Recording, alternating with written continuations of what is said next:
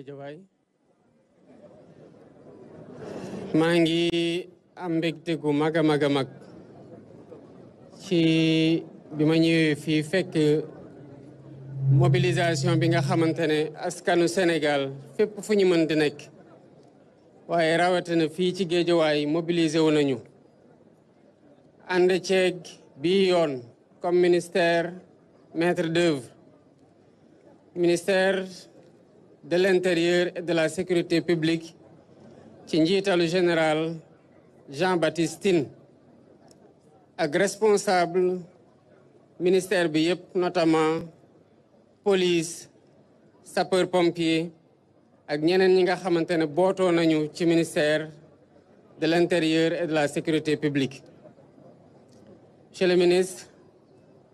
di la féliciter ci qualité organisation bi ci mobilisation bi waaye tamit ci inspiration bi nga xamante ne am ngeen ko pour diversifier seen action ci communication ci co-construction maanaam booloo tabaxandoo dara ak askan wi nga xamante ne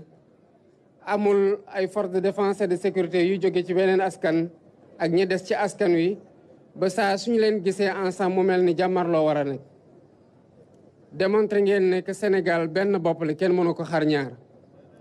et que bu fi jàmm ji nga xam ne moom la ñu woote bëgg ko te di ci liggéey saa su ne amee policier bi mooy jóge ci famille civile bi dem liggéeyi sol tenue nekk policier bu ñëwaatee fekkaat njabootam waaye ki nekkagul policier tamit di dem di jàng ji mooy doon ëllëg policier bi. donc amul ñaari askanu policier ak askanu ñeneen wala askanu sapeur pompier wala ñeneen kon ñii nga xamante ne ñoo yore suñu kaaraange ci ñun la ñu bokk wone nañu ko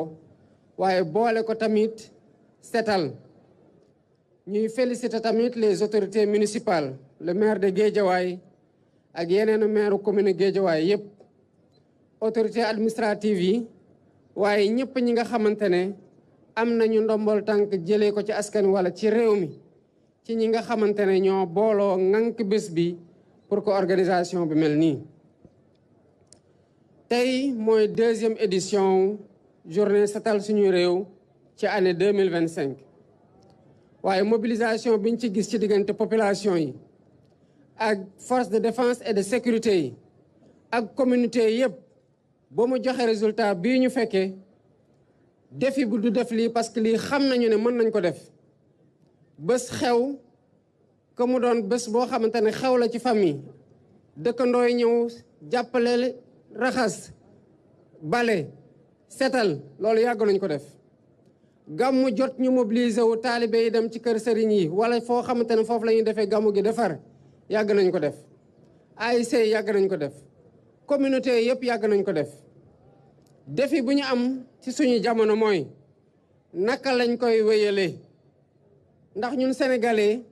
suñu problème mooy commencer attitude boo xamante ne xam nañu lu positif la maanaam lu baax la lu ñu war a wéyal la ñu def ko ab diir rek bàyyi ko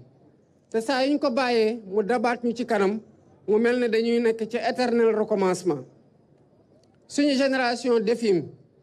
mooy tàmm di setal pour ñii nga xamante ne ñooy tuut tànk yi di màgg di gis ñuy setal bu yàggee du ñu xam salte kon ñoom dootuñu saltel sax bay am ñu di leen mobiliser pour ñuy setal te loolu mooy défi yu bés yi kon maa ngi ciy woo bépp Sénégal ak fépp fu mu mënti nekk quel que soit solo si nga xamante ne ci ndombol tànk wala ci daraja am nañ ko ci réew mi setal suñu sécurité sanitaire moo ci dépendre avant tout loolu moo tax ñu war ci jàpp te saa yu leen ciy woo du pour ñun waaye da ngeen ñu fal jiite ñu am responsabilité wane yoon boobu saa yu ngeen jàppee ne yoon gu baax la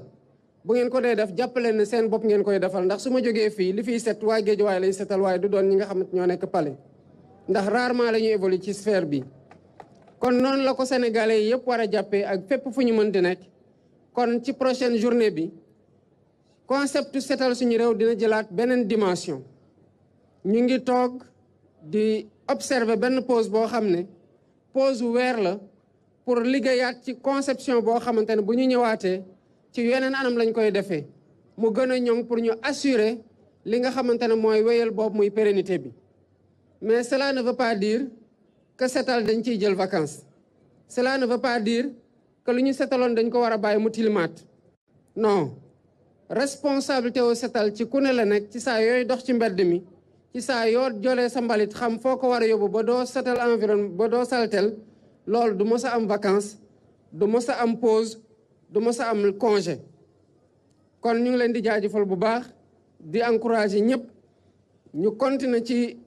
dynamique bii nga xamante ne depuis bu ñu ñëwee ba tey enclenché nañu ko te ku nekk boo koy def jàppal ne sa diggante la sa bopp d'abord parce que c'est une question individuelle sa diggante ak sa environnement la sa diggante ak sa communauté bi nga bokkal dëkkuwaay ji la waaye sa diggante la aussi ak sa réew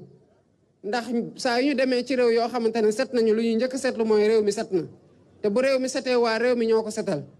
ku dem ci réew tamit mu salte boo demee da nga wax ne réew mi dafa salte te kon day mel ni waa réew mi ñoo koy saltel finalement sax doone waa réew mi ñoo koy saltel waaye da ngeen wax ne waa réew mi ñoo salte te loolu woy la woo bu xamante ne war nañ ko moytu te bañ ko ñu am ko ay gan yoo xamante ne dañ fiy ñëw mën a ñibbee ak seede googu nga xamante ne rafetul ci deru Sénégal. Monsieur le ministre, je voudrais vous féliciter pour le leadership que vous avez démontré dans la coordination de cette deuxième édition de la journée Setal Sunu Réew de l'année 2025. Félicitez vos collaborateurs, au rang desquels l'inspecteur général de la police, Mame Seydou Ndour, mais aussi le général Mamadou Ndoye de la Brigade nationale des sapeurs-pompiers et l'ensemble des responsables de services qui évoluent sous votre autorité et qui ont fait l'objet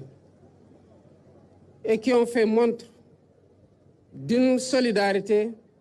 dans le cadre de la coordination des actions qui ont été déroulées avec cette deuxième journée sous la tutelle ou la maîtrise d'œuvre du ministère de l'Intérieur.